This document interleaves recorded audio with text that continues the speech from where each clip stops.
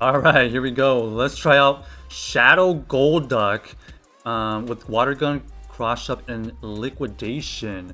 Liquidation has a chance to debuff the defense, and we're pairing it with Trevenant and Altaria. Here we go. Shadow Golduck in action. Kind of a cool little team here. These water guns are doing good chip damage here. Unfortunately, they're going to get to this Poison Fang first. This is going to be a good chunk, but we don't shield it because we can possibly get to this liquidation perfect without shielding. With this Golduck here, we're just going to sacrifice it. We did get a shield out of it, so that's all we're asking for out of this thing. Here we're going to go in with their Altaria because the Trevenant would be a terrible matchup, and they decided to switch in. We counter swap to our hard counter to this team here. We don't really have to worry too much because this is not a shadow, but we do want to keep this fairly alive because then the Golbat can farm us. Oh, they decided to bait us there, so great bait from them. And because they're throwing their moves so quickly here, we know that this is a mud bomb. We're not shielding it. Here we're just trying to build up a ton of energy so we can at least get to another shadow ball for that Golbat. So we throw the seed bomb here right when we have two. They decide not to shield, obviously. And we're very close to another shadow ball here if they come in with that Golbat. And indeed they do. We're not shielding this. Because worst case, we can come in with our Altaria. And it looks like we survive it. We decided to throw a seed bomb here because we think at this range and because it's shadow, we can take it out. And that is indeed the case. And unfortunately for them, they have a pseudo fighter, the Obstagoon back here. We should be okay here as long as they don't get the boost. So we don't show the first one just in case they boost. But even if they do, I think the play here is double Moon Blast instead of going for Sky Attacks, because I believe because of the energy advantage that we had, we should be able to get back to another Moon Blast, and it gives us a slight chance to debuff them, and that's indeed what we decided to do. We still don't shield this one because we know that they could potentially still boost, and these counters aren't doing that much damage. It's mainly these Night Slashes. So we said that last year, they get to the next Night Slash right when we get to the Moon Blast, and exactly what we thought. 2 Moon Blast in this situation is enough because of the Dragon Breath plus the potential Moon Blast. And boom! There goes that Obstagoon right there. Because if they end up boosting there, I think... I don't know, in my mind I just went for 2 Moon Blasts because I figured because of the energy advantage that we had, we should be able to get to it. So we got to 2 Moon Blast. I think within their 3 Night Slashes. Here, obviously this is a terrible situation. We should be switching, but we wanted to see if they were running Water Gun or if they were running Spark, and it looked like they're running Spark here. So this is a very interesting switch because Altaria with energy should be able to beat this Noctowl. So either they're double weak to Altaria or they're triple weak to Altaria. So we're kind of puzzled why they would come in with a Noctowl late. We decided to shield because we want to maintain the health of this Altaria. So that's why we decided to shield right there. We go for another Sky Attack. They decided to shield this time. So looks like they're trying to keep this Noctowl still alive, but they switched in so late that I don't think that's going to be possible. Look at these Dragon Breaths. These Dragon Breaths are doing mega damage here. Even if that was a Shadow Ball there, we still would have been able to survive, I think. And that's why we didn't shield. But they had energy for 2 Sky Attacks, so good move by my opponent right there. We just farmed them down. Like I said, they came in so late. We had so much of a head start that I don't really know what they were trying to do right there. Unfortunately for us, they win CMP with their Lantern, but because we won the switch, we know that we have a good counter to that Lantern with that Trevenant, and indeed they did have triple weakness to that Altaria. Here we go for the bait, and I was gonna say maybe we were trying to catch a move right there. Let's see if they're running Ice Punch. They go for the Psychic. And we're counting. We're making sure we're throwing the move exactly on the time. And we try to catch a Ice Punch right here, I believe. And we do indeed catch Ice Punch. Because of the water guns here, we should be able to... Oof! We were able to farm that thing down. Luckily, this cross chop from Shadow Golduck does enough chip damage so that our Lantern, which has a Shadow Ball stored up, is going to be able to take it out. I think I don't even need a Shadow Ball at this range. So this Golduck actually ended up being clutch at the end because of the Shadow Cross Chop that we threw, and they try to save a move, and unfortunately that was a CMP tie. Trevenant wins CMP versus Lantern, and boom! Seed Bomb takes it out. So that Shadow Golduck being a decoy in the front ended up clutching it up for us. I think the Altaria switch and obviously threw them off. They really didn't have a counter for it. They probably should have just stayed in with their Lantern in hindsight, but they didn't know what I have in the back. Okay, here unfortunately is what we're really weak to. The Altaria is triple good against our team. Unfortunately, we have no good moves that we can throw at this Altaria with this Golduck.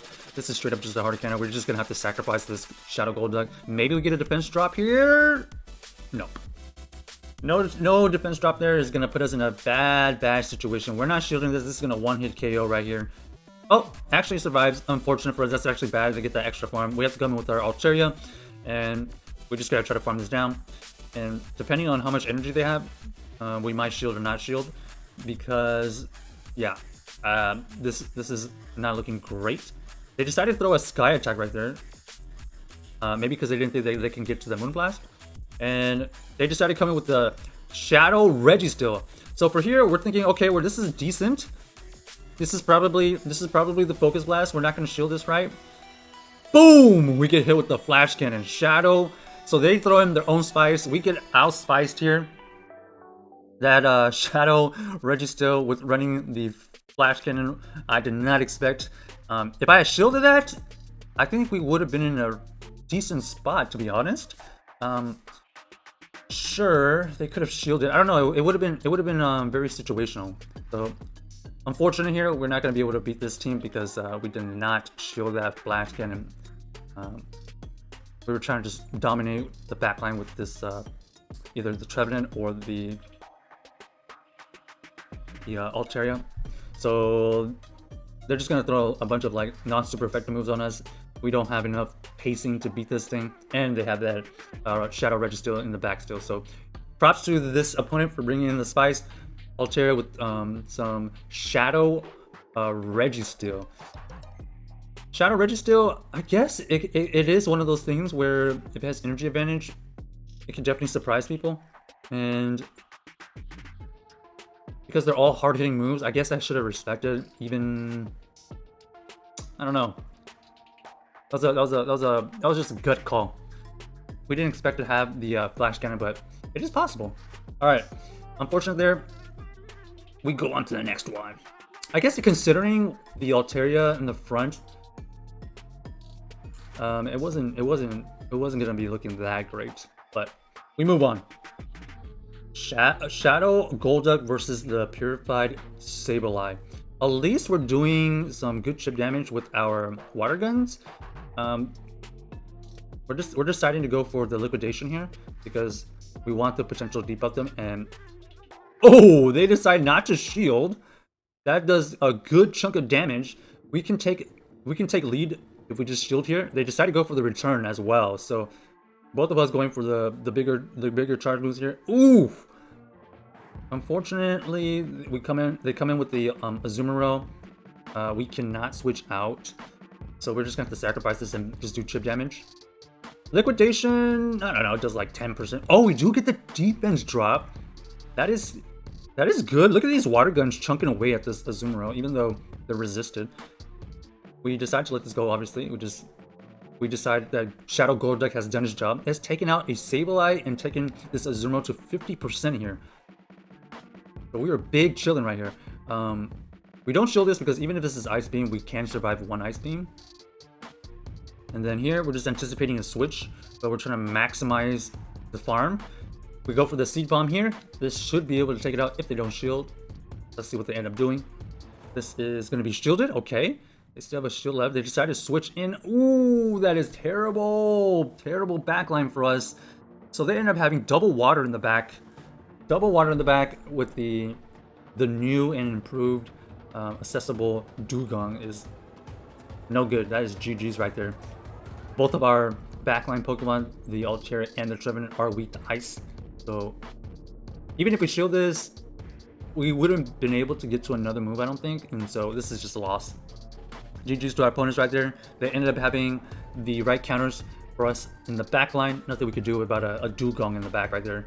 I did not anticipate a Dugong in the back there. Sableye, Dugong, and Azumarill? Does that team make sense? This is just double water. The Azumarill with the Sableye does make sense.